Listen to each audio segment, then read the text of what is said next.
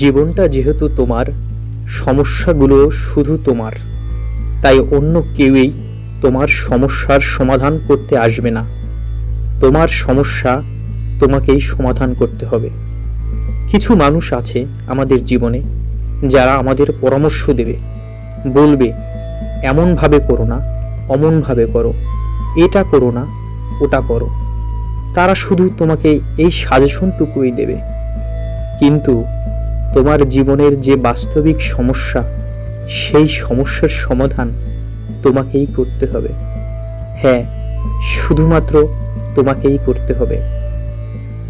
আর তোমাকে বলে রাখি, এখনো কিন্তু সময় শেষ হয়ে যায়নি, এখনো তুমি ফুরিয়ে যাওনি, এখনো জীবনের অনেকটা সময় বাকি আছে। কিন্তু এর সময় কতক্ষণ থাকবে সেটা বলা অত্যন্ত কঠিন, কারণ জন্মের একটা ডেট আছে, কিন্তু মৃত্যুর কোনো নির্ধারিত সময় নেই। তাই বাস্তবিক এই ছোট্ট জীবনে এত দুঃখ, এত বেদনা, এত কষ্ট নিয়ে কোনো লাভ নেই। জীবনটা সত্যিই অনেক সংক্ষিপ্ত, আর এই সংক্ষিপ্ত জীবনে এত কষ্ট, এত টেনশন, এত ডিপ্রেশন, এত বিরহ নিয়েই বা কি হবে? এই ছোট্ট জীবনটাকে সঠিক কাজে ব্যবহার করো।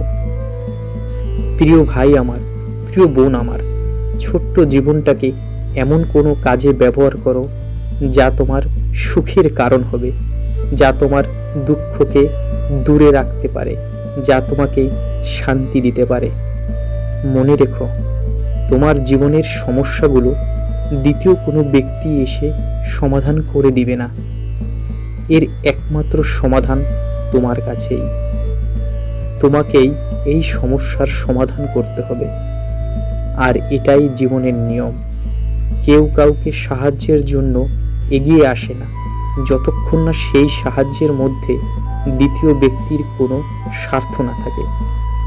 বর্তমান পৃথিবীকে স্বার্থপর বললেও কোনো অংশে ভুল হবে না, কারণ এই পৃথিবীর প্রায় প্রতিটা মানুষই স্বার্থপর।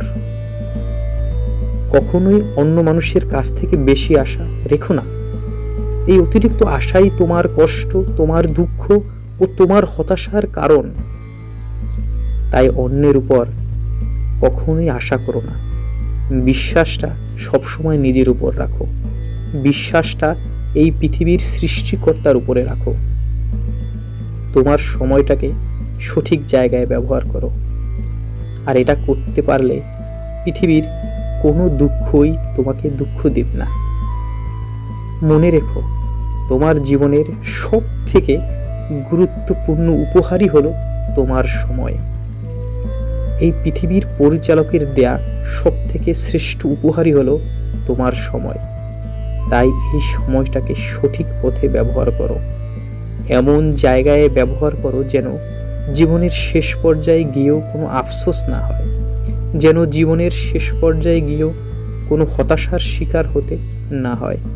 প্রিয় ভাই আমার, প্রিয় বোন আমার মনে রেখো, আজ সময়টাকে তুমি যে জায়গায় ব্যবহার করবে, আগামী দিন তুমি তেমনই ফল পাবে।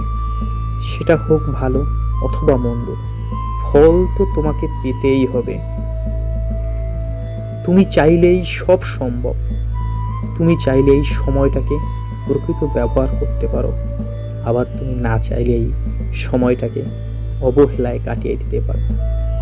প্রিয় ভাই আমার, প্রিয় বোন আমার, যে সমস্ত মানুষ, যে সমস্ত বস্তু তোমাকে পীড়া দেয়, তোমাকে অতীতের কষ্ট দেয়, তোমাকে ডিপ্রেশন দেয়, তোমার দুঃখের কারণ হয়, সেই সমস্ত জিনিস এই মুহূর্ত থেকে বর্জন করো।